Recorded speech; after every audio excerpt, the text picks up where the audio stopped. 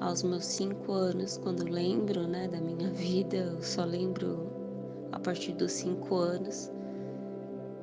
E eu sempre ia na igreja, eu sempre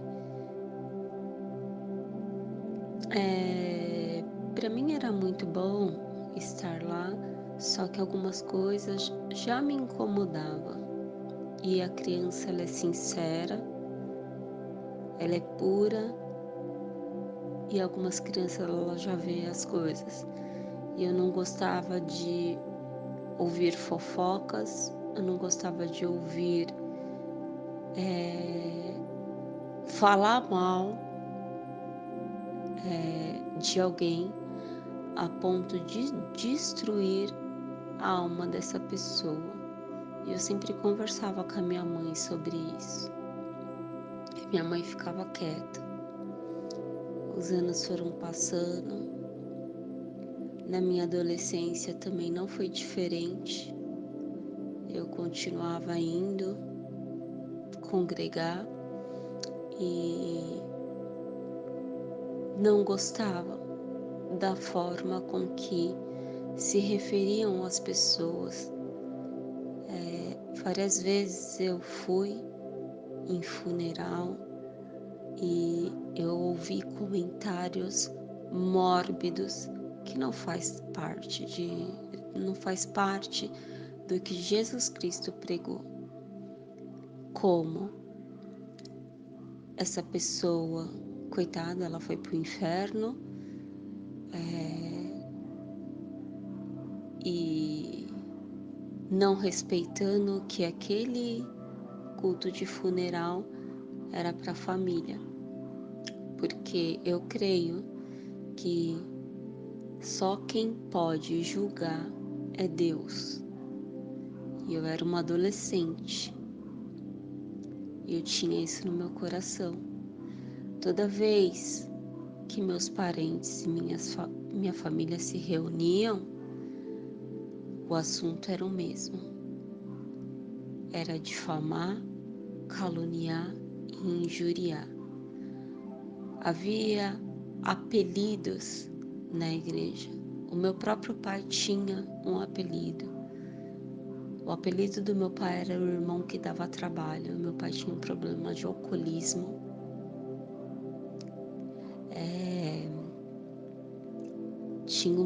Tem uma irmã que ela tem problema nos pés. O dedo dela é grudado na perna. E o que eu ouvia era que o apelido dela era irmã do pezinho. Eu acho isso muito feio, muito ridículo, e eu vou continuar insistindo nisso. Vários funerais eu fui e eu sinto muito a energia das pessoas, e eu vi no próprio velório do meu pai, eu ouvi coisas que só Deus, para ter misericórdia, porque Ele está vendo tudo.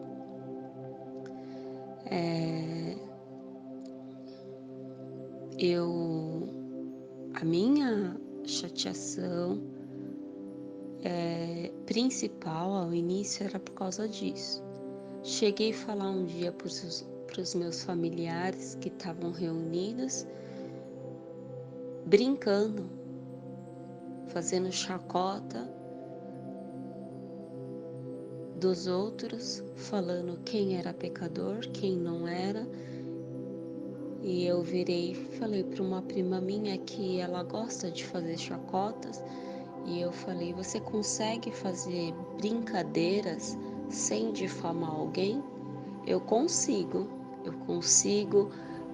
brincar, eu consigo brincar com os meus defeitos, eu consigo brincar com as provas que eu já venci, eu consigo dar risada de mim mesma. E quando eu descobri, eu era uma pessoa estranha. A estranha. Se ser estranha é você não aceitar que outra pessoa, nem Jesus julgou a Judas. Outra pessoa vem e fala, fica 24 horas por dia nessa religiosidade. Nós temos muitas coisas para fazer durante o dia e não é só no dia, né, dos cultos que a gente tem que pegar e colocar e entrar em comunhão com Deus. Então, dali para frente eu fui chamada de estranha. Se seguir o que Jesus Cristo no Novo Testamento pregou, então eu sou estranha. Aos 18 anos eu batizei e o batismo eu senti dentro de casa, E eu falava, não, o cinto de batizar, era como se tivesse um morto dentro de mim. E meus parentes, né, achando que eu era a estranha, falaram, né, eu lembro que eles falaram que iriam, eu peguei minha irmã e fui com ela, eu falei assim, não importa se eles vão ou não. No fim, chegaram lá, né, mas para mim não importava, o que importava era para mim o batismo e fazer a vontade de Deus, não me corromper com o mal, cuidar dos órfãos e das viúvas, ter fé, amor, caridade. E quando eu desci, né, do carro, o meu primo falou para mim, bem-vinda ao inferno. Mas eu tava muito feliz. E aconteceu, os anos foram passando e eu me casei pela primeira vez. Eu não queria casar, né? Com 21 anos, eu entrei numa empresa muito boa e eu queria primeiro estabilidade. E chegaram em mim e falaram assim: nossa, tem um irmão querendo casar com você e tem tantas meninas, tantas irmãzinhas pedindo a Deus. E eu falava, mas eu não amo ele, eu não amo ele. Me pegaram e fizeram tipo uma lavagem cerebral na minha mente, dizendo que eu era uma pessoa egoísta, que Deus tinha preparado. Resumindo, eu estava na faculdade e eu casei. Casei, depois de 3 anos descobri traição dele e eu me divorciei. Vim para casa da minha mãe e eu continuei trabalhando, continuei fazendo as minhas coisas, indo congregar, mas em algum momento eu parei de sentir que o mal, o maligno estava no meu pé. Porque eu comecei a ir pra balada, eu comecei com 29 anos. A gente nunca deu trabalho para nossa mãe. E aí minha mãe começou a falar que a gente estava dando trabalho e a gente era quase matinê que a gente ia com 29 anos. A gente chegava no horário certinho, aí meus familiares veio, começaram a fazer a cabeça da minha mãe, fazer a cabeça da minha mãe, fazer a cabeça da minha mãe. Como eu trabalhava numa boa empresa, eu quis ir embora da casa da minha mãe e alugar uma casa. mas minha mãe insistiu para eu ficar e meus parentes do lado sempre querendo fazer a cabeça da minha mãe. E a minha irmã, que continua atribulada, ela, tipo, eu não sei o que acontecia com ela, que ela pegava muito no meu pé.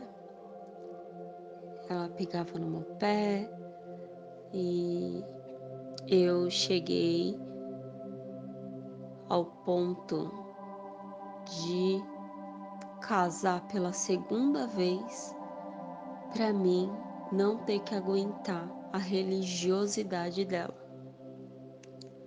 E aí casei, era uma pessoa testemunhada, e eu falava, eu quero sair dessa casa, eu quero sair de perto dos meus familiares, eu não aguento mais. Acabei casando e não deu certo. Eu engravidei no 3º mês de casamento e meu ex-marido, ele simplesmente me deixou aqui na casa da minha mãe. Ele sabia cantar todos os hinos, era incrível. Só que quando eu falei que eu estava grávida, ele pegou, me deixou na casa da minha mãe. Isso foi em 2004. E meus parentes, a igreja, falava que eu deveria ter segurado o meu ex-marido. Eu estava grávida. Meu ex-marido disse que ia por um litigioso. E eu falei para ele que eu não ia por litigioso, porque eu já estava tendo, eu tinha um princípio de aborto, então eu assinei tudo que ele me pediu, ele sendo advogado, e as pessoas, minha família, meus familiares achavam que pelo fato de eu estar aqui na casa da minha mãe, eu tinha que obedecer e servir. Minha mãe sofreu um acidente, depois sofreu outro, e foram muitas calúnias até o dia de hoje. Desde 2018 eu estava sem ver minha mãe. Em março de 2021 minha mãe foi parar na UTI. Ela tem encefalopatia metabólica por medicamentos, de tanto medicamentos para a cabeça. Várias vezes ela me falava, eu não vou largar os medicamentos porque eu não aguento essa realidade, eu não aguento toda hora virem no meu ouvido e falarem que eu não vou para o céu. Isso é muito grave. E agora, dia 18 de outubro, eu recebi a notícia que minha mãe estava na UTI novamente. Minha mãe não pode comer frituras, minha mãe não pode comer qualquer coisa, enfim. E vendo aquele estado e não deixando eu ver minha mãe, eu peguei e eu pedi a unção, o que acabou gerando um reboliço, porque primeiro eu liguei para um determinado irmão, que foi muito solícito até. Acreditei que minha mãe estava congregando numa determinada comum. Esse irmão me ligou e falou bem ríspido que ela não era de lá e chegou até a comum dela. E quando eu peguei e fui na igreja, acabei indo na igreja e eu não enxergava ninguém. Eu só enxergava a minha fé, o meu amor, porque eu não devo satisfação da minha vida quem conhece meu coração é Deus. Eu fui lá pela fé, não fui nem pela minha mãe. E aí eu conversei com o cooperador, que não estava sabendo de nada, e ele chamou o cooperador de adulto, e o cooperador de adulto disse: eu fui lá 3 vezes e não deixaram eu entrar porque não pode visita religiosa. Então esse cooperador de jovens, ele falou: eu vou pegar o endereço e amanhã eu vou fazer a visita religiosa, porque é um direito, sim. Ele é advogado, ele conhece, e além disso, eu não vou condenar todas as pessoas, mas pelo que eu percebi, muitas coisas passaram na cabeça dele, porque o meu tio, ele é tesoureiro da igreja, irmão de sangue da minha mãe. Minha mãe está internada desde o dia 18 de outubro e ele não comentou nada. Então, o que fica aqui eu tive que pegar e me desdobrar. Falaram que eu estava fazendo escândalo, não. Não, porque ninguém deu informação da minha mãe. É um direito dela, a unção é um direito dela. E se ela tem fé, né? E chegou a ponto de eu falar que eu ia ungir minha mãe. E aí veio o alvoroço. Então,